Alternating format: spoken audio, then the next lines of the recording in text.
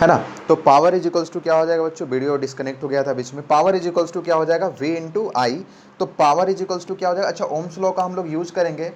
तो Ohm's law का जब हम यूज करेंगे तो P इज इक्वल्स टू आई के जगह पे क्या पुट कर सकते हैं, देखिए ओम्स लॉ क्या कहता है, V is equals to I into R. तो V के जगह पे आई इंटू आर रख दो, तो P इज इक्वल्स टू क्या हो जाएगा, I into R into I, मतलब क्या हो जाएगा आई स्क्वायर इंटू आर। तो पावर का एक और फॉर्मूला आ गया आई स्क्वायर इंटू आर। तो पावर का एक और फॉर्मूला आ गया क्या, P is equals to I square into R. बहुत बढ़िया बात है। और या एक बार और हम लोग यूज करते हैं ओम्स लॉ को, और आई के जगह पे क्या पुट कर सकते हैं, I is equals to put कर सकते हैं V बाई आर। तो देखिए तो जरा इसमें हमने पुट कर दिया power is equals to V into I के जगह पे हमने पुट कर दिया V बाई आर। तो पावर इज इक्वल्स टू हो गया बच्चों V स्क्वायर बाई आर।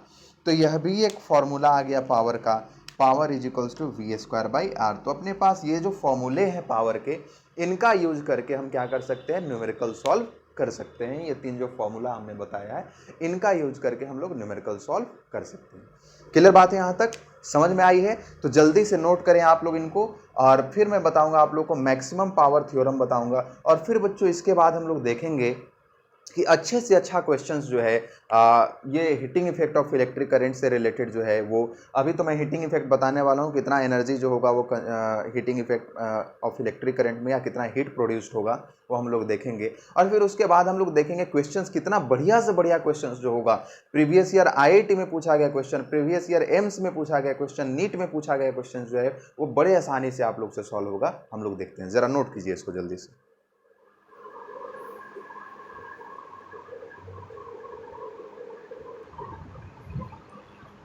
देखो बच्चों, वन सेकेंड हम लोग देखते हैं।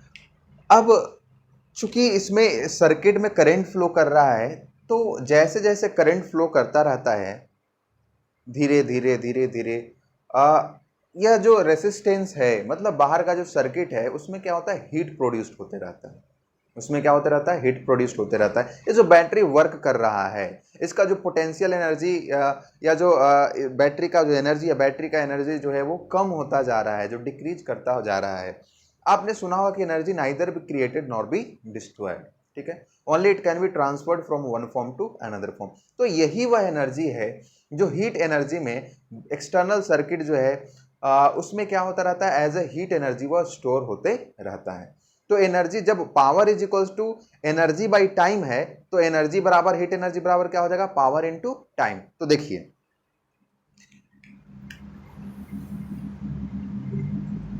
As the current flows through the circuit, heat is produced in the circuit at the same time। Same time में क्या होता है, हीट भी प्रोड्यूस्ड होता है या होते रहता है। अब सर्किट में कितना देर तक करंट फ्लो कर रहा था, T टाइम तक। If I current flows through the circuit for time t, अगर इस सर्किट से I करंट फ्लो करता है कितने टाइम तक, कितने समय तक, T टाइम तक फ्लो करता है, देन इन द सर्किट, जिसका रेसिस्टेंस कितना, in the circuit of resistance R,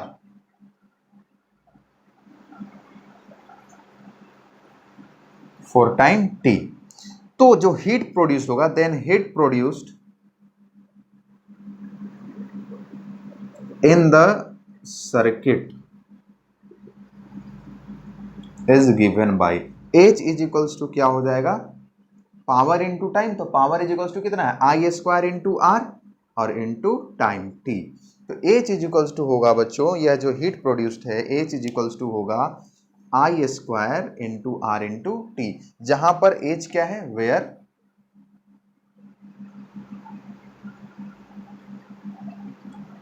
heat produced in resistance R।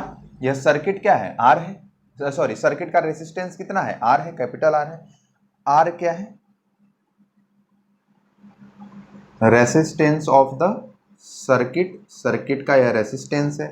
T क्या है, टाइम है, जितने टाइम तक करंट फ्लो करता है। इसी को बच्चों हम लोग बोलते हैं जूल्स इफेक्ट भी कहते हैं। इसको हम लोग क्या बोलते हैं? जूल्स इफेक्ट भी कहते हैं, जूल्स इफेक्ट। और यह जो एनर्जी आएगा H is equal to I square R T, यह जूल में आएगा। किस में आएगा? जूल में आएगा। अगर इसको आपको कैलोरी में लाना है तो फिर 4.2 से आप इसको डिवाइड करेंगे। तो H इज इक्वल टू क्या हुआ, आप लोग यहाँ पे ब्रैकेट में लिख सकते हैं ऐसा बना के, H is equal to I square R into T, और यह जूल में होगा, जहां पर आई एम्पियर में, सारे ऐसा यूनिट में होंगे, आई एम्पियर में होगा, आर ओम में रहेगा और टी सेकेंड में रहेगा। तो इसको अगर हमको कैलोरी में कन्वर्ट करना है तो यह I square R T divided by 4.2 यह कैलोरी में आएगा। क्लियर बात है? आइए बात समझ में, बढ़िया बात है। तो इसको ध्यान से नोट कीजिए, फिर हम लोग आगे चलते हैं। मैं बता रहा हूं आप लोग को मैक्सिमम पावर ट्रांसफर थ्योरम।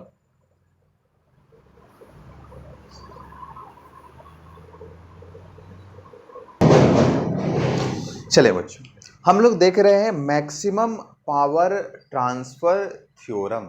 कहने का मतलब यह है कि सर्किट में अगर करंट फ्लो कर रहा है तो कुछ ना कुछ पावर है, वहां पे पावर डिसिपेट हो रहा है, उससे रिलेटेड, उससे एसोसिएटेड।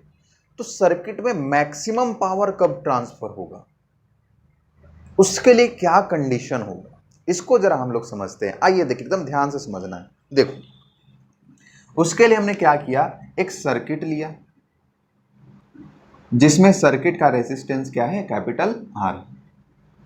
इसमें एक बैटरी कनेक्ट किया, सेल कनेक्ट किया, जिसका ईएमएफ है ई और इंटरनल रेजिस्टेंस है आर। कहने का मतलब यह है कि हमारा यहां से यहां तक लेकर के यहां से यहां तक क्या है बच्चों, यह बैटरी। क्लियर बात? आ रही बात समझ में? इसमें आई करंट फ्लो कर रहा है। कंफर्म बात? तो देखो तो जरा, इस सर्किट में पावर जो ट्रांसफर होगा, पावर इज इक्वल्स टू क्या हो जाएगा, आई इंटू वी। यही ना पावर का फॉर्मूला, यही है ना, power is equals to I into V. इसके लिए सबसे पहले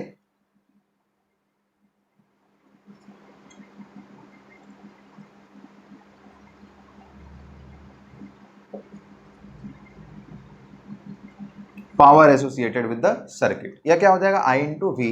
अब सबसे पहले हमें क्या कैलकुलेट करना पड़ेगा, आई कैलकुलेट करना पड़ेगा, करंट। तो करंट इज इक्वल्स टू क्या हो जाएगा, आई इज इक्वल्स टू क्या हो जाएगा,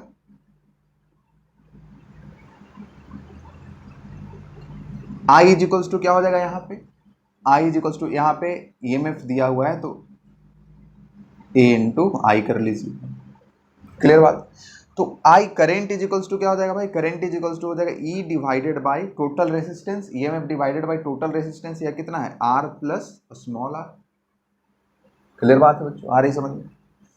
तो आई इज इक्वल्स टू इतना आ गया।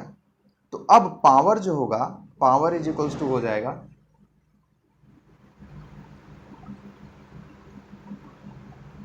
ई इंटू आई, मतलब E square divided by R plus R. Clear बात? यहां तक समझ में आया है? पक्की बात? पक्की बात। ओके, ध्यान से देखिए इसको। तो पावर का वैल्यू अपने पास इतना है, ठीक है। या अगर हम लोग इससे भी और डिफ्रेंसिएशन तरीके से डिफ्रेंशिएट करके उसको आसान, power is equals to E into I, या power is equals to I square into R. Clear बात है? अगर हम लोग बात करें इस एक्सटर्नल रेसिस्टेंस से रिलेटेड, इससे एसोसिएटेड जो पावर है, तो पावर इज इक्वल्स टू क्या हो जाएगा, आई स्क्वायर इंटू आर। तो यहां पर हम लोग बात करें पावर एसोसिएटेड या dissipated with the resistance R, capital R, ठीक है। सर्किट का रेसिस्टेंस कितना है, ये टोटल रेसिस्टेंस तो हो जाएगा R प्लस R हो जाएगा, ठीक है। तो ये सर्किट का एक्सटर्नल रेसिस्टेंस कितना है, R। तो पावर इज इक्वल्स टू क्या हो जाएगा, आई स्क्वायर इंटू आर। तो पावर इज इक्वल्स टू हो जाएगा बच्चों यहाँ पे आई स्क्वायर का मतलब क्या हो जाएगा, ये E divided by R plus R का whole square into R. Clear बात, आ रही बात समझ में। इसका मतलब पावर इज इक्वल्स टू क्या हो जाएगा, E square into R divided by R plus R का होल स्क्वायर। क्लियर बात, किससे एसोसिएटेड पावर है, ये एक्सटर्नल रेसिस्टेंस जो R है इससे एसोसिएटेड यह पावर है। अब हमको क्या करना है, पावर को मैक्सिमाइज करना है, क्योंकि हम लोग क्या पढ़ रहे हैं, मैक्सिमम पावर ट्रांसफर थ्योरम।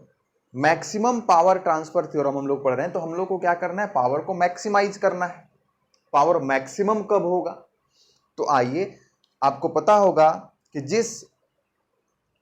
जिसका हमें जिस फंक्शन को हमको मैक्सिमाइज करना होता है उसको हम डिफरेंशिएट करते हैं, उसका डेरिवेटिव हम लोग फाइंड करते हैं और उसको क्या करते हैं, जीरो से इक्वेट करते हैं। आप लोग मैथमेटिक्स में मैक्सिमा मिनिमा में आप लोग पढ़े होंगे या पढ़ेंगे। क्लियर बात है। तो हमको अगर पावर को मैक्सिमाइज करना है, पावर फंक्शन को अगर हमको मैक्सिमाइज करना है, तो हमको इसको डिफरेंशिएट करना होगा, हमको इसका डेरिवेटिव निकालना होगा किसके रेस्पेक्ट में, आर के रेस्पेक्ट में, कैपिटल आर के रेस्पेक्ट में। तो और उसको किससे इक्वेट करना होगा, जीरो से इक्वेट करना होगा। तो हम लोग देखेंगे यहां पे, for P to be maximum dP by D R को हमें क्या करना होगा बच्चों, जीरो से इक्वेट करना होगा। dP बाई डी आर क्या हो जाएगा, यह जीरो हो जाएगा। तब क्या होगा, हमारा पावर मैक्सिमम होगा। इसका मतलब क्या हो गया, differentiation of E square into R plus R का whole square with respect to D R, इसको हमको क्या करना होगा बच्चे, जीरो करना पड़ेगा। अब जब आप इसका डिफरेंशिएशन फाइंड करेंगे, इस क्वांटिटी का अगर आप डिफरेंशिएशन फाइंड करेंगे, तो ये आपके पास आ जाएगा E square R divided by R plus R का आर स्क्वायर। तो ये आ जाएगा E square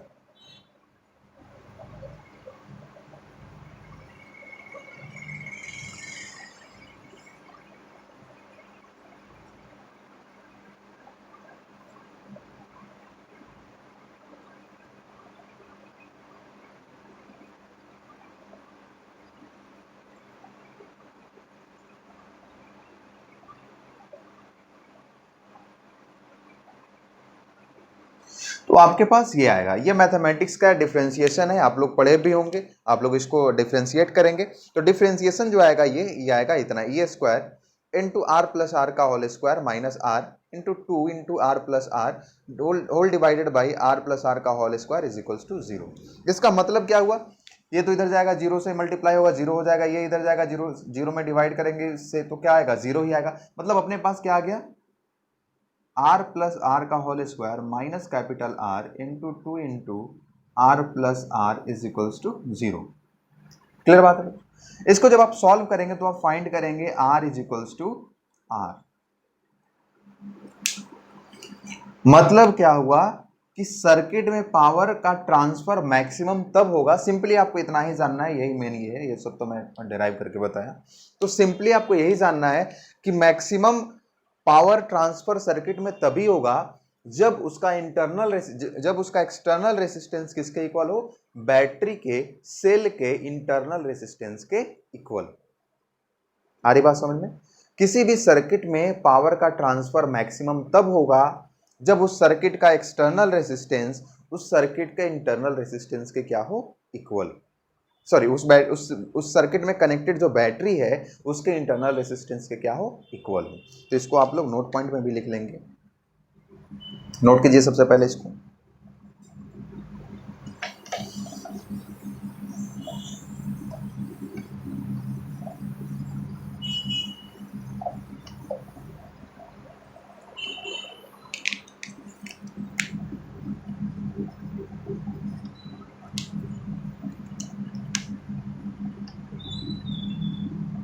The power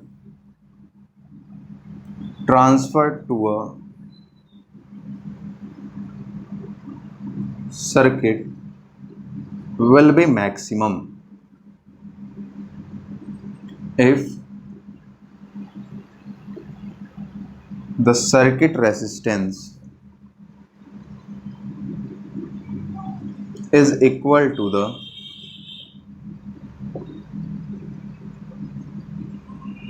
internal resistance of the battery. अब सर्किट रेसिस्टेंस की बात की जा रही है यहां पे, तो सर्किट में एक भी रेसिस्टेंस हो सकता है और एक से ज्यादा भी रेसिस्टेंस हो सकता है। तो अगर एक रेसिस्टेंस है तो उसका वैल्यू क्या आना चाहिए, उसका जो वैल्यू होना चाहिए, उसका जो रेसिस्टेंस जो है, रेसिस्टेंस का वैल्यू किसके इक्वल होना चाहिए, सेल के बैटरी के इंटरनल रेसिस्टेंस के इक्वल। अगर एक से ज्यादा रेसिस्टेंस है तो उसका इक्विवेलेंट रेसिस्टेंस किसके इक्वल आना चाहिए, इंटरनल रेसिस्टेंस के इक्वल आना चाहिए। क्लियर बात है। तो अनदर नोट पॉइंट आप लिख सकते हैं, द सर्किट में have one resistance which is equal to the internal resistance of the battery or have more than one resistance whose equivalent resistance is equal to the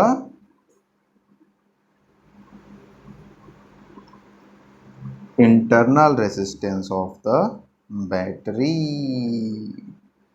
आएंगे समझ में। तो ये बात थी, ये है मैक्सिमम पावर ट्रांसफर थ्योरम। अगर बच्चों, अगर आप लोग इसको नोट करना है आपको नोटबुक में, अगर आप लोग इसका ग्राफ देखेंगे तो वो इस तरह का होगा। ये सिंपल सा ग्राफ है, इसको बहुत ज़्यादा, अगर यह पावर है और यह रेसिस्टेंस है, आर का जो वैल्यू है ना, सर्किट का जो वैल्यू है, तो इसको हम लोग देखेंगे।